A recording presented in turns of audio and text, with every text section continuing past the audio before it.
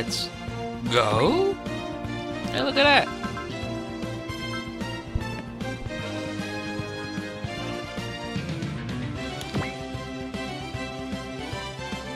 Irai Kamai.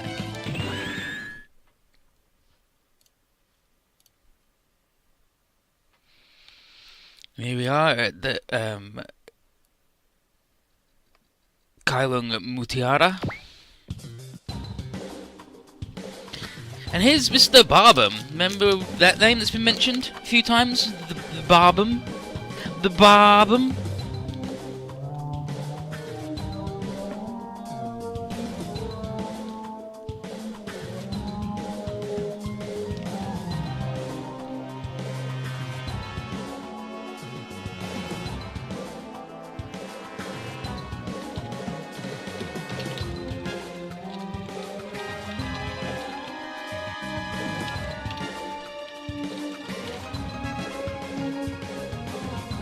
And he's talking to Watari that after 40 years they've managed to make that a reality. And Watari asks if they're still in time, and Mr. Barbum says they are. And they'll be capable of readying the necessary amount, though some will have to use parts of fossil beasts previously captured. And they talk about how they're fine puppets, but also pitiful in their incapacity of achieving divinity. And word has reached Barbum of a squad filled to the brim of not only various unique robots, but also those artificial humans. And he and Watari both think that Nerve using said squad to keep their and the enemy's eyes focused elsewhere. I don't think Barbum's a butler. I think he's just wearing a tuxedo. He's just like a lounge singer for some reason. But Barbum says that maybe they should also send the Ra Zephon to join the ranks. And they, meaning the Halagama obviously, as they say there, will be able to make better use of that than Watari's terror. And if it causes the Mu to focus their attention on the Nehelagama, then it'll buy them time. Watari is a bit like, I don't really know about having them play bait for the Mu. But they have shown themselves more than capable of dispatching Dotems before, so they're qualified for the role of Pied Piper at least, says Barbum. Watari thinks that sending the Ra Zephon over runs the risk of Seal getting info on it. Seal. But they're the Nerve Committee people, they're bad. But Barbum says that it doesn't matter. Thanks to the scrolls, we both have a decent idea of what cards each one holds. Furthermore, not only do I doubt they could comprehend the Ra Zephon system, it's also incomplete without 2 awakened instrumentalists. And then Wakari, because he's sensible, says, what if they just blow it up though? What if they just destroy it? And Barbum doubts that Gendo is the kind of man to do that. He's more likely to use it as a smokescreen. But Barbum sent him a little bit of intel precisely to goad him into doing so. And Wakari's like, fair enough then. I'll handle the Ra Zephon.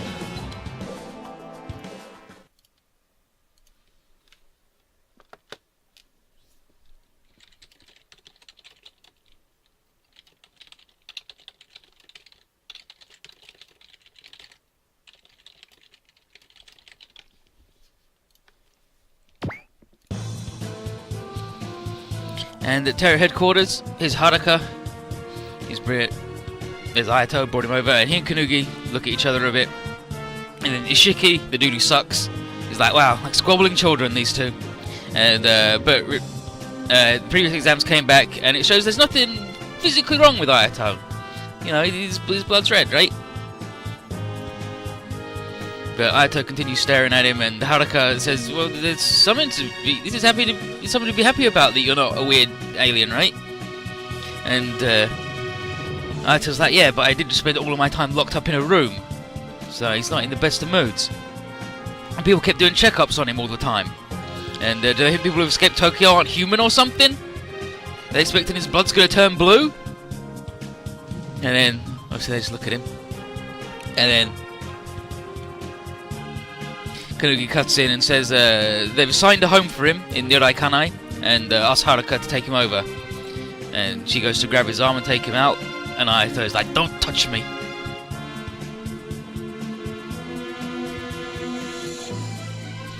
And then this dude offers to talk, and he's Itsuki Kisaragi of the Scientific Division. And Haruka just sits there in stunned silence. So Itsuki's like, yep, alright then, that means she wants me to explain. Well, no, me to take you away, so let's go. And so Hayato goes, Ayato, not Hayato, Ayato.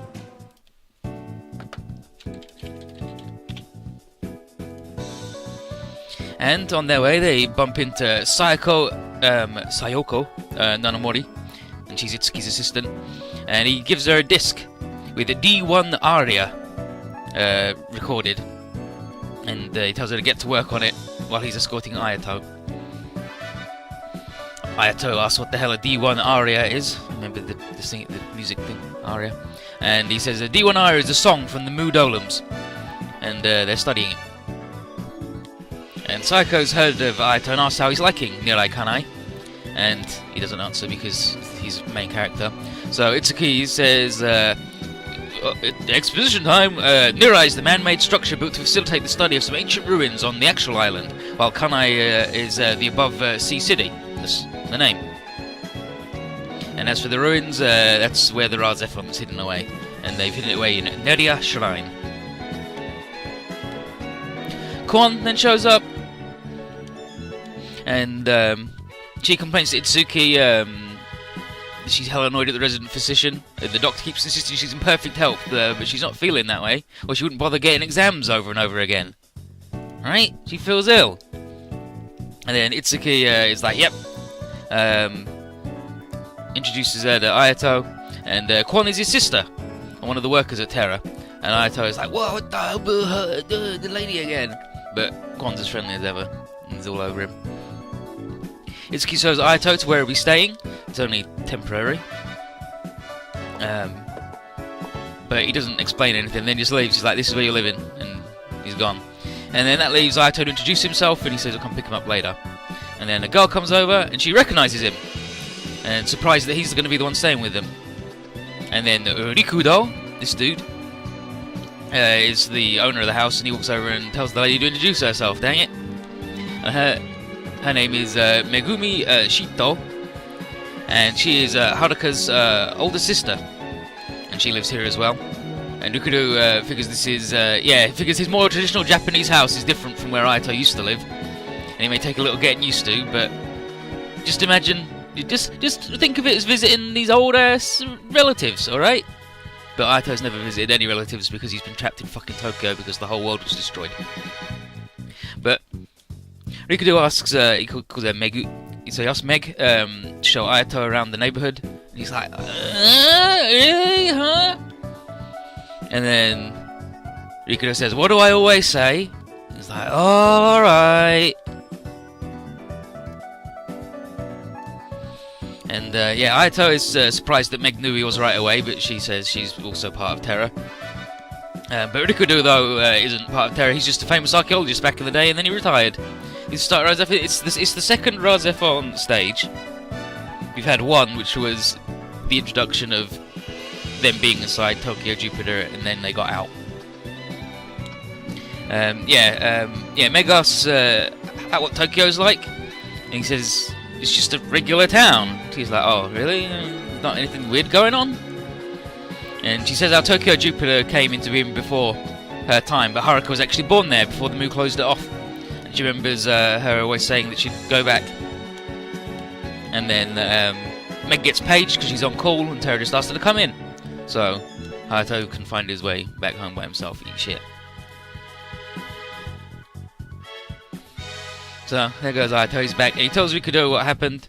He's like, well, guess I'm going to be the one cooking dinner tonight.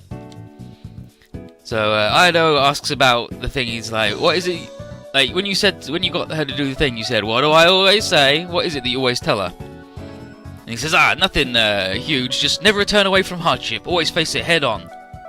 And he's like, you're still young, so I reckon there'll be plenty in store for you two. If you second idea, I did.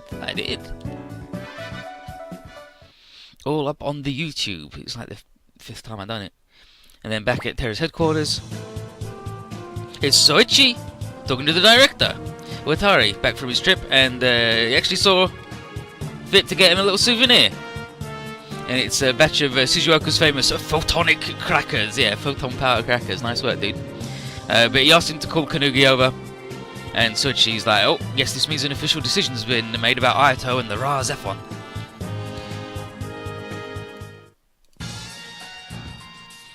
And so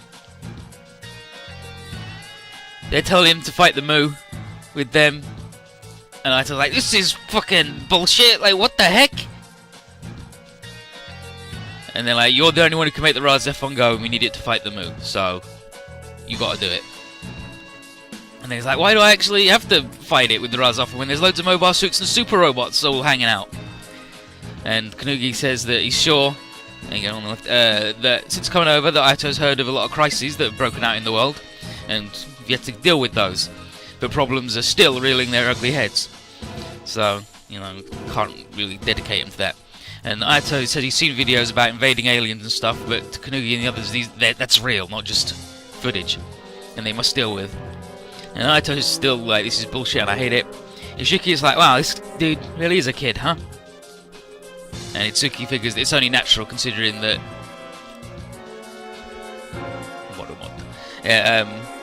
the terrorist treated him mostly as a guinea pig.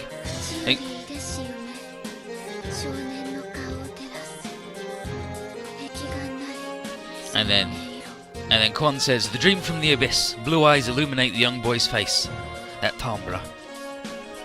And Ayato's like, and it's actually a warning, because the alarms go off. Meg reports that, D2s on a rapid approach towards Nirai Kanai. Kanugi calls DEFCON 3 and asks if there are any nearby Federation forces. And Kim says that Helagama is not too far away, and considering the number of D2s incoming, Kanugi tells them to call for help. Ayato is like, what the heck's a D2? And Haruka tells them Dolems, new weapons responsible for blowing up the Hello towns in the brief war 15 years ago. I'm like, whoa, are you actually going to send me out to fight those damn things? And Ishiki says, yes. Why else would we have done Operation Overlord and brought you here? And then Ayato says that he never asked anyone to get him out in the first place. And Kim tells him to shut the fuck up and get in the robot. And he's like, I told you I'm not going to fight. I wasn't even piloting that thing because I wanted to. But you're the only one who can, aren't you? That's your problem, not mine. So, you're just going to freeload off us? I can do normal work just fine. Doing what? What could a kid like you possibly do? And then, stop it, Kim. What do you think you're good for other than piloting the Ra Zephon? Loads! You're not! You don't even know anything about me. But I know what this world is like and you don't. Why the hell did someone like you have to be the pilot? And then Haruka and Itsuki step in like, whoa, how about you both chill the fuck out? If he could, he'd tell Ayato to sit in a corner and think about what he's talking about, but unfortunately, he needs to get in the fucking robot. They're not going to force him to pilot it, but could you maybe just stand by? Like, get in it and just stand by? Like, just be ready to go, maybe? You know? And, Haruka says she doesn't really have the authority to decide that, and then Kanugi's like, no, do it. Fucking do it. Get him in the thing. Calling the Agama right over. And Ayato's like, well, that's not really much improvement. I'm still in the robot, and you're going to make me fight in it. And then Kim yells at him again, tells him he sucks. And Itsuki says, if you don't behave, I will tell you to sit in a corner. With buckets on your heads, alright? He's like, alright, fine. I just need to sit on it, right? And he's like, yep, you can trust me. Just gotta stand on it. Yeah, either you get in it and we maybe not die, or you don't and we do die. Like, it's the thing. It's fucked up. They're good. Chapter 13. Encounter of the Mechanical Gods. So the D2s are breaking through terrorist defense lines, and the Helagama is still 3 minutes out. Ayato is just hanging out quietly in the Ra Zephon. Itsuki asks him if he's worried about what's going on. He's like, nah, I'm not worried, I don't give a shit. Yeah, double Zeta's in. And I gotta get them all big levels. Ayato, he asks, Ayato asks if this is really all you want of me, and Itsuki says, yeah, the Ra Zephon is important research that you'd rather not risk getting blown up. And he's a pacifist. And Saiko, his sister, comes over and says that Ayato will be real mad when he sees Itsuki's guiding by the nose on this one. But Itsuki's like, hey, I haven't lied yet, alright? He just hasn't asked the right questions. And then Saki says, well, should I explain? And he's like, nah, you won't. It's like, why? Why won't I? And he says, as grown-ups, you understand that the truth isn't all it takes to make someone happy.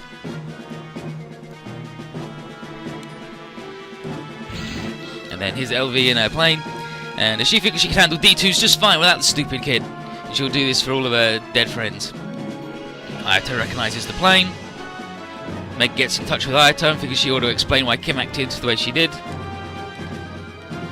And 15 years ago, she and her parents were off on a trip to Australia as Dolums attacked and everybody got murdered, and she swore revenge on the Dolums. But that's a talk for later. Right now, Dolums are coming. And it's up to LV.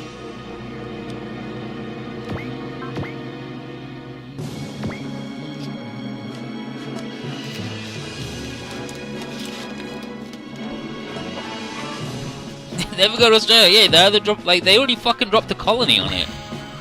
Right? Like, why would you fucking go?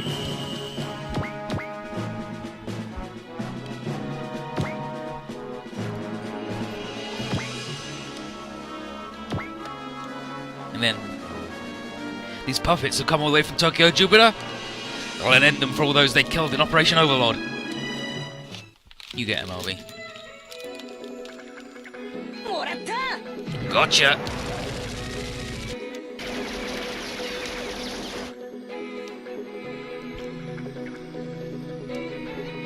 Top quality career because of tourist taxis. I mean, in Unicorn they go on a big tour and show you it, and they're like, wow. And like in Stardust Memory, they fly over it, and Nina's like, wow, look at that, huh? Wow, look at that. I've never been to Earth before. That's pretty rad. Look at that. And everyone's like, yeah, that's a colony that space people did. So maybe.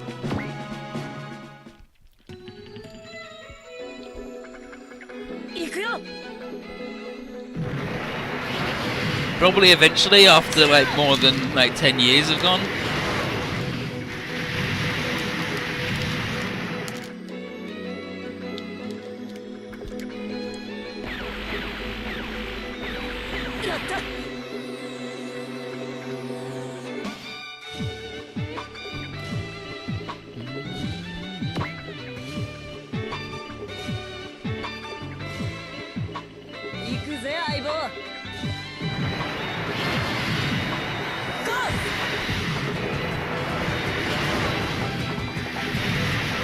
Yeah, but that's like the big one. Like, it was like the first one. It was the one at Sydney.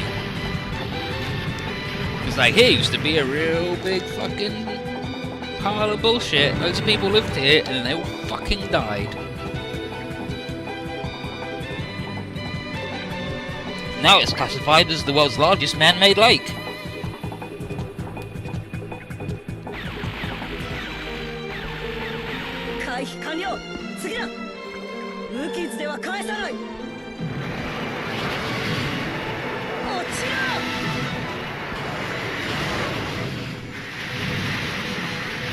Yeah, there's Dublin, there's Tibet, there's loads, but like, again, Sydney's the big one. Like, it was the first one, right? And it turned into a fucking lake, which Dublin didn't. Dublin was fucking shitty and weird because everybody was just flying around having a good time while it was going on. Turns out, Tomino wasn't really thinking about fucking Double Zeta when he was doing it, when he got to that point.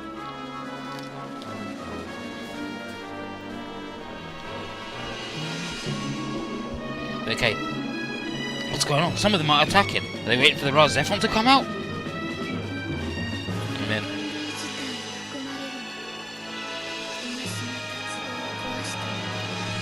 And then Kiwan says, the one included in this class, the one who's just broken the jar. D1? Alarm, alarm. Contact! Yeah, contact alert. D1 and several D2s on rapid approach. A Dolum! And then you can hear the song. D1 aria! Is that you can talk exclusively with Bridget? Yes. That's all she does. From the distance, once again, sound like a banquet. No, she'll die. Blammo. What? Alpha 1s! LV! Damn it, I gotta get away. Yeah, look who it is. You're... Rika? Mishima? You're alive? How are you inside the Razefon? And then, come on, let's go, Aito. Huh?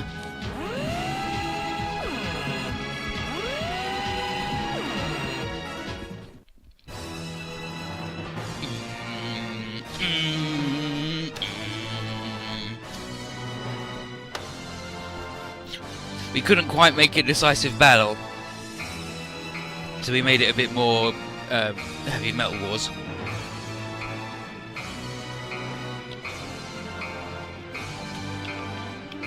Fucking Transformers music. Then we're detecting quantum condensation inside Neria Shrine. What? Finally steps onto the stage. Razefon's outside. Very good. Ayato! Why? Do you expect this to happen from the start? That'd be telling, but at least I didn't force him to fight. What happened? Why did you decide to fight? Because I can. I'm able to pilot the Razefon, so I should do whatever I can to help. That's what I thought to myself. Have the Razefon engage the D1 and D2s. Roger. You're up, Ayato. Alright. Here I go. But yeah, that's that guy. He's like, wow, I'm the only one who can do this, so I better do it. And now it's got, instead of just the punch, he's now got a bunch of moves.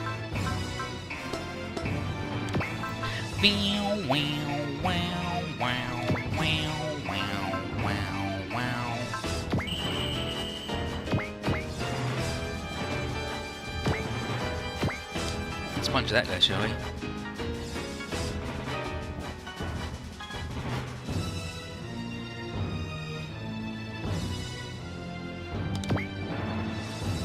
And then, can I do this? No, I have to do this. This is what I chose.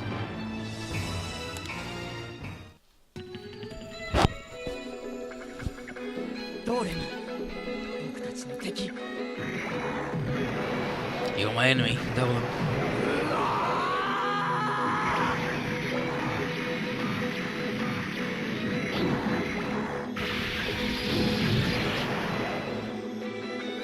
This is the grab.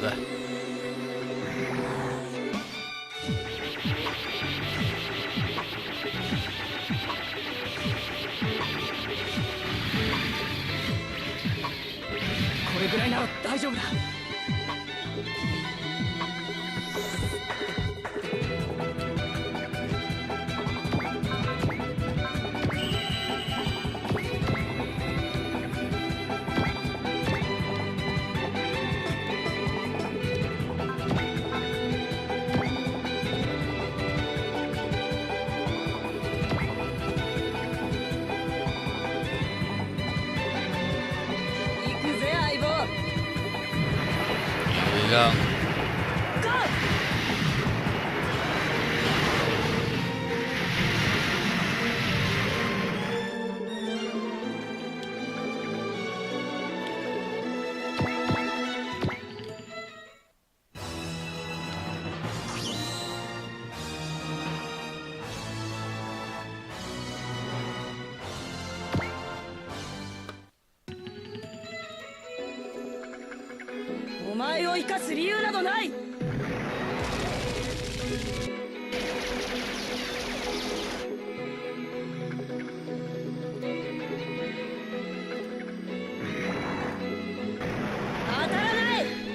Not gonna hit me.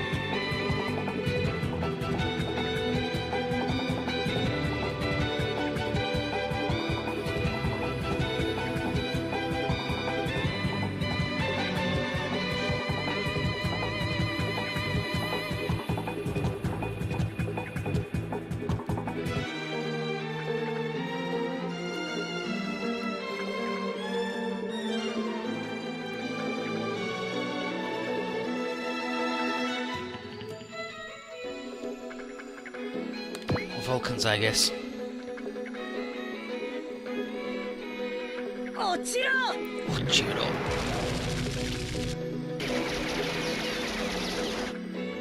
Yeah, I guess this was his first thingy that he did.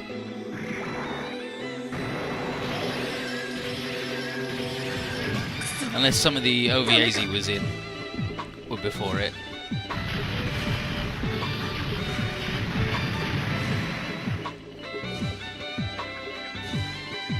Like, without dates on, like, everything, it's difficult to tell.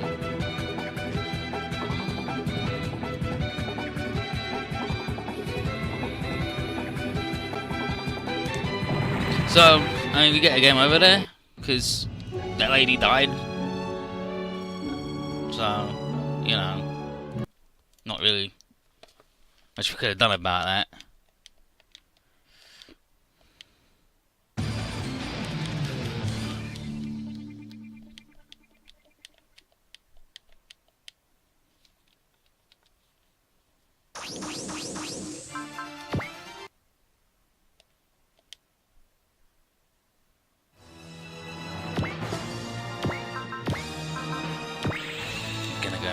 Instead.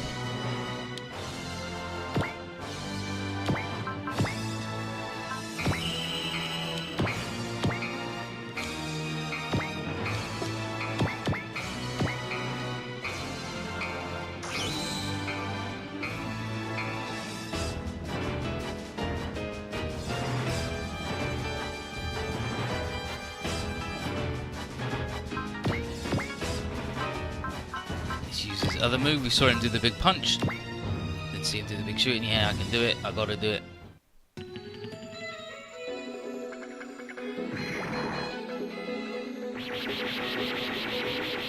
me the wigglums.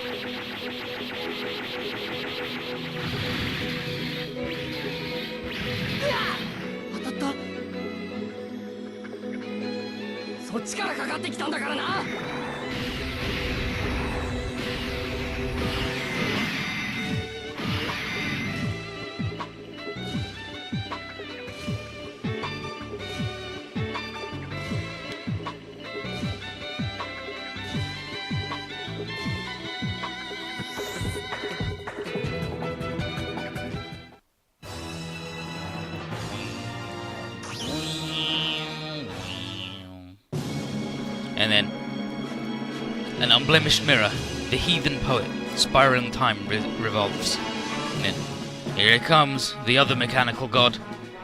The Helagama's entering Nirai Kanai's airspace.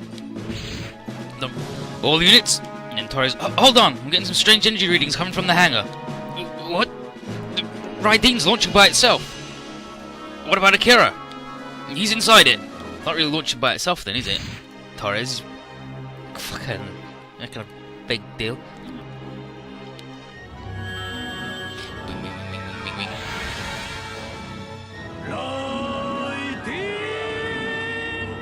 Raiden!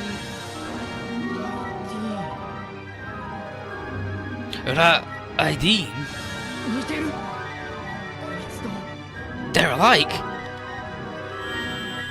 Some resonating.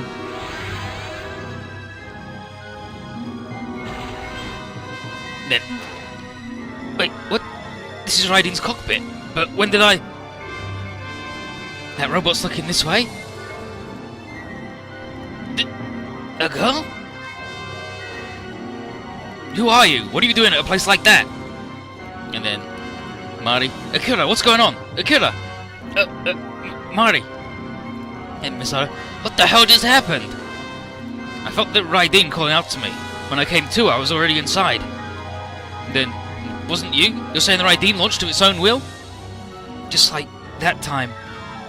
And then, Kanugi, what's the Razefon doing? Appears to be triggering some sort of resonance, but no detailed information. Resonance? Not with the D1 Zarya, but with Raiden? Are those two units somehow related? And then, the Divine Bird, crowned with ancient light, carver of the Blue Forest.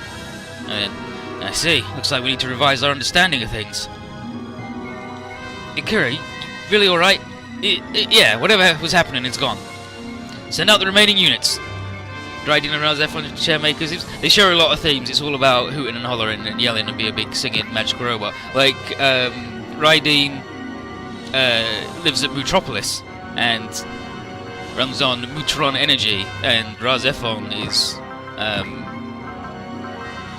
like the Moo, right?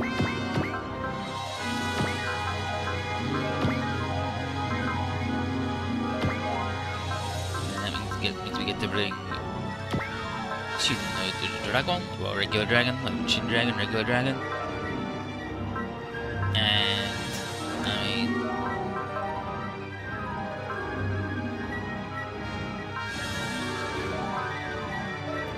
Chris will bring light for the aura.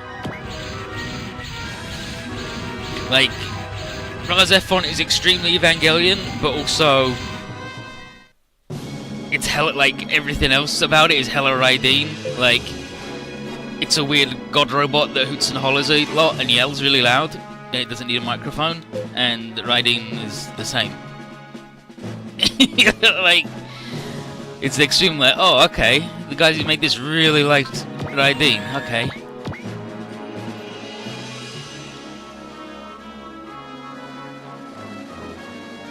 Let's actually get to fight a guy. Gold the bird.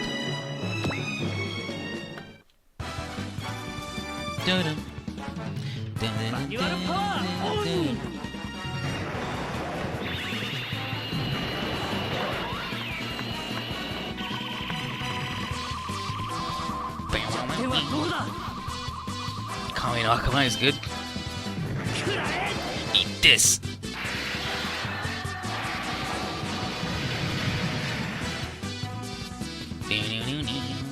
Finally, we're one-shotting the bad boys. He's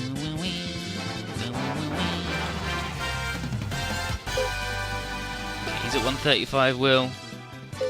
This boy's at 1... Okay, there's a gimmick with Razefon. When he hits 130 Will, his spirit gain, like his will gain changes. He becomes super strong instead of whatever he was before. So he's like, now I love to get beat up. And he becomes a rowdy boy. You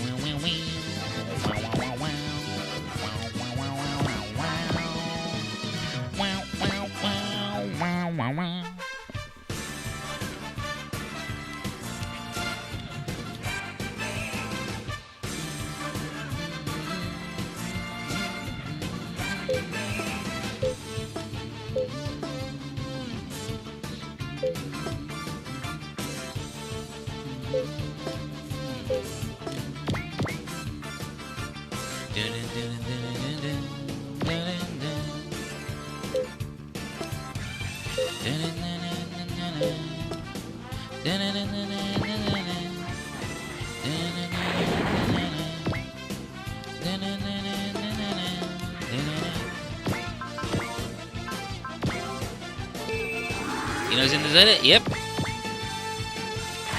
You can swap people around, and I need to get all of the UC folks to level 25 for a secret. So Ino's in the Zeta.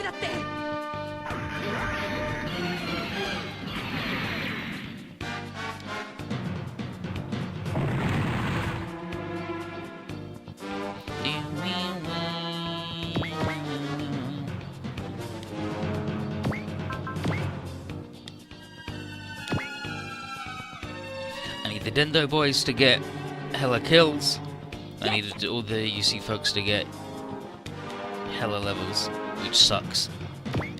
Because there's more of them than I have robots, right?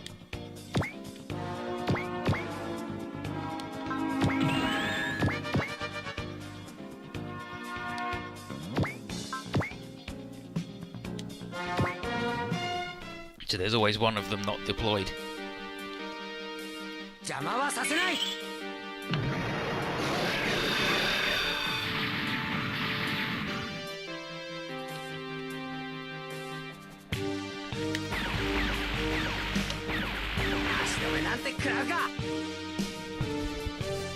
Yeah, Judo's really good, and the Purus are really good, and the rest of them are fucking actual trash.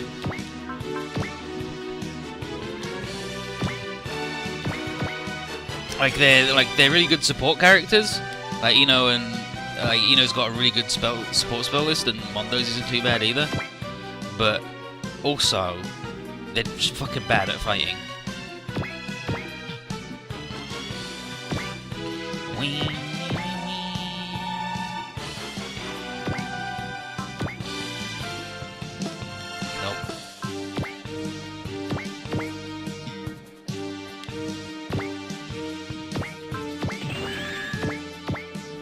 Armor, Bright counts, and we don't have Armoro, so he can't. Like, he doesn't count yet. Bum, bum, bum, bum.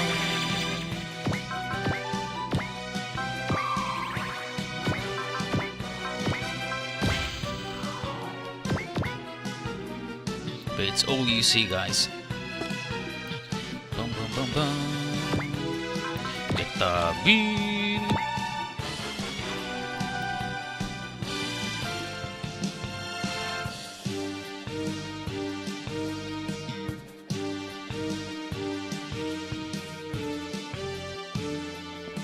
Fine, do Ryoma.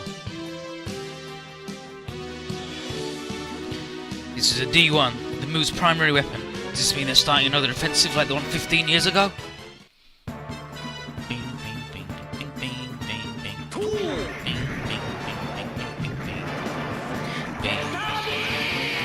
Is Shining not in? No. G Gundam is post-series.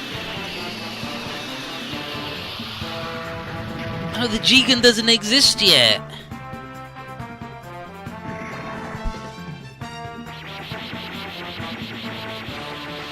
Like, I could deploy Funsaki as well, like I have Funsaki. Like, that's how post-series G Gundam is. That one's got his horse.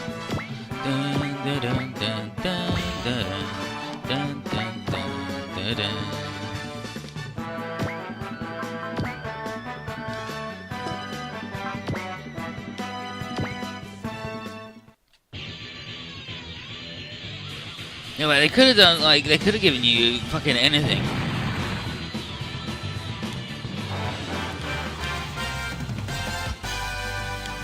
Like, there's one game where they give Rua fucking Zakrella for when Camille arrives and is Camille, because he's getting the Zeta, obviously.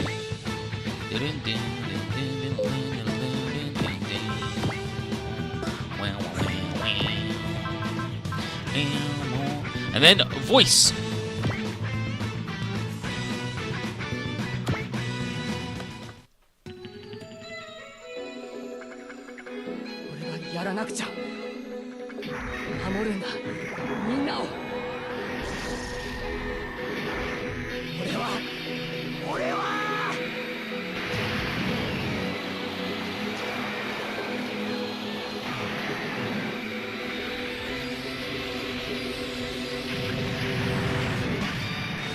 Fucking yells at you.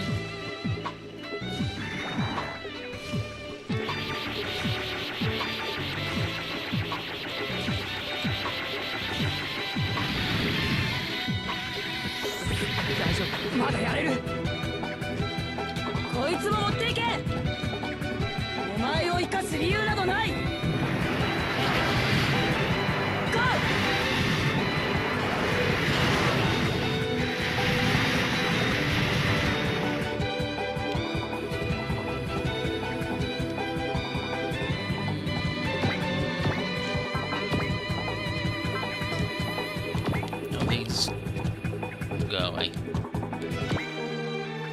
No one steals my fucking prize.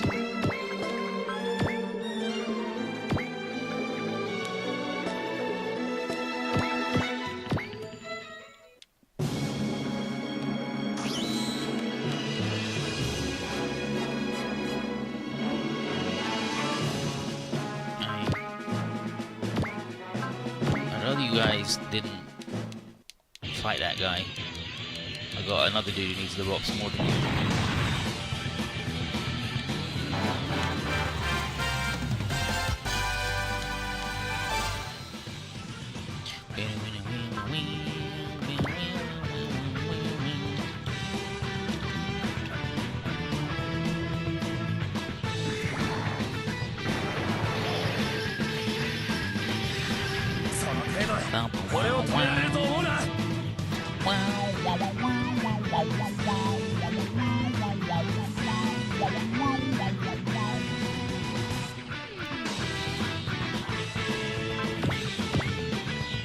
Yeah, let's go for the other one. He did voice where he just went, oh.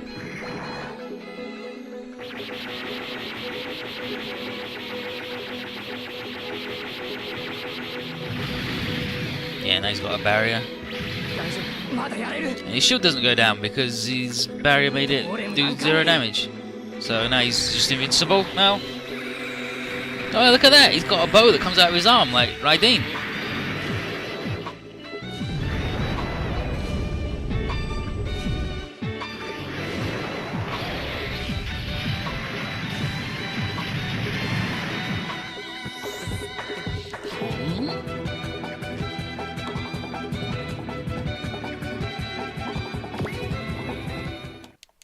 Actually, he shouldn't have fought that guy, but it's fine. That man can get a bop.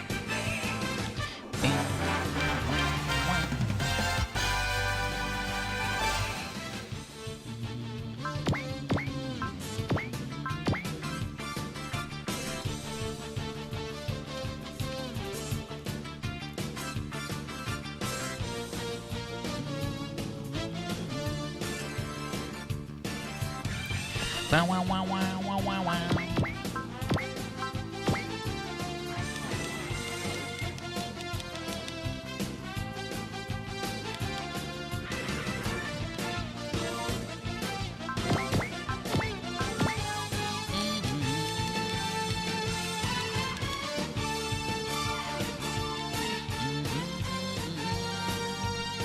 Banana, banana, banana.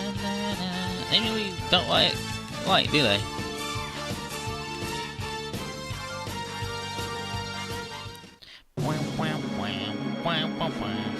And I want one of the Gundam team to blow up the grave.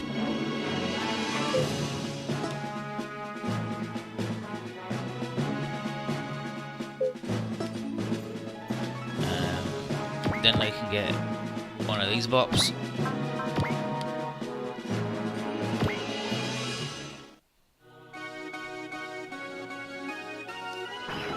I give you Zuda because if you use the correct, because they all blow up because they're all bad. Dun, dun, dun, dun, dun, dun, dun.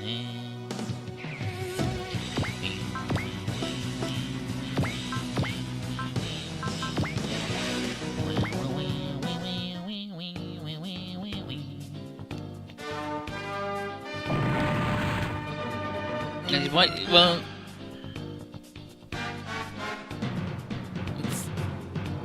didn't sound like that was my point to me. It sounds to me like your point was if you do that thing they blow up, and then you're like, why don't they give you one of the things that blows up when it moves? And I said because they all blow up because they moved.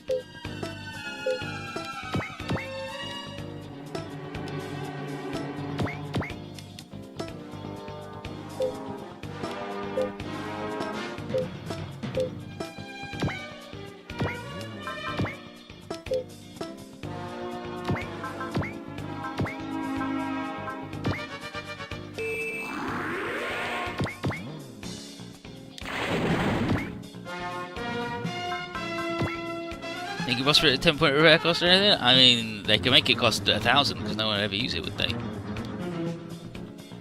They could make it fucking 50,000 money to repair because no one would ever use it, would they? So. But they're all gone. There aren't any because they all blow up.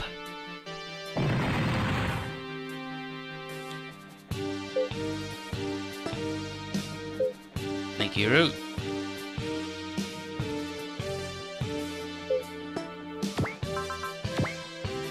Destroy all nerds.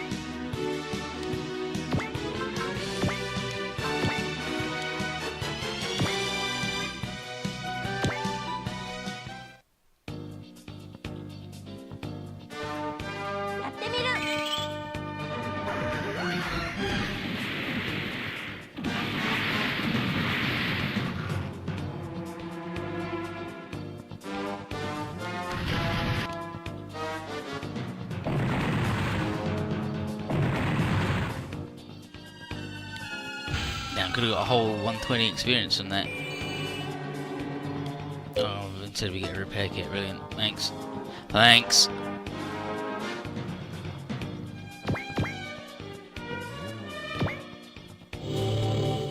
Repair that boy.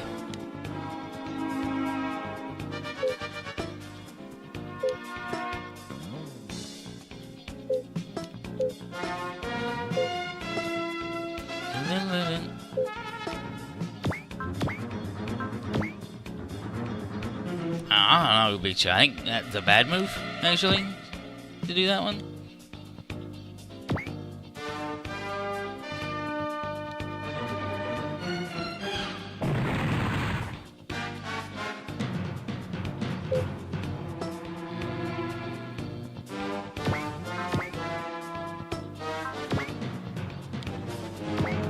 Yeah, handle beam. Duke versus the guy. This foe, he came from within Tokyo Jupiter?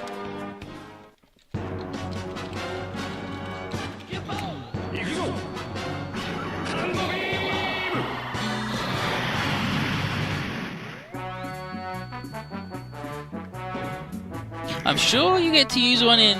Actually, you might not.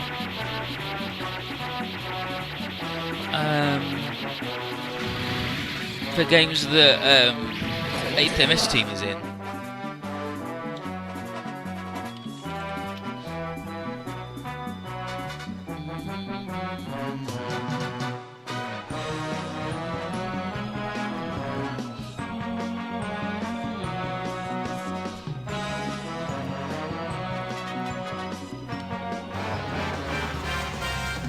Like, those would be the only ones.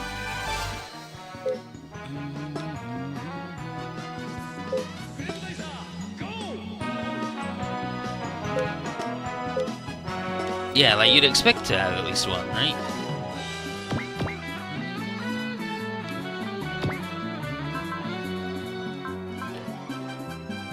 Yes, burn.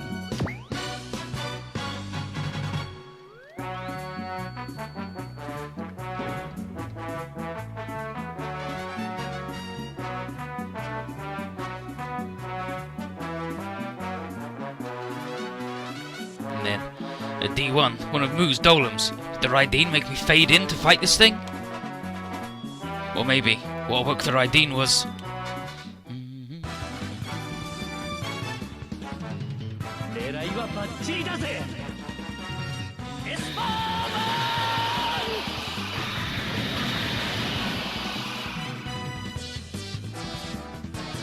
If Kane was here, he yells about this thing.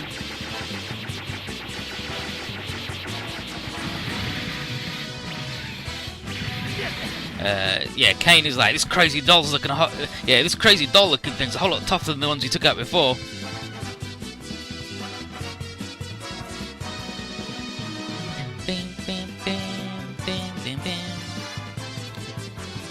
Koji yells about whatever happened 15 years ago. We're around now, so you moves won't be doing your thing this time around. And Ginga and Hokuto yell at it. Hokuto yells, watch out, and he's like, the ones who did the big war before we were born. Right, they got the whole world up with a huge panic. Well, that was that back then. Today we're around, we're going to beat it up. Because that's Ginga. He's around and he's going to beat it up.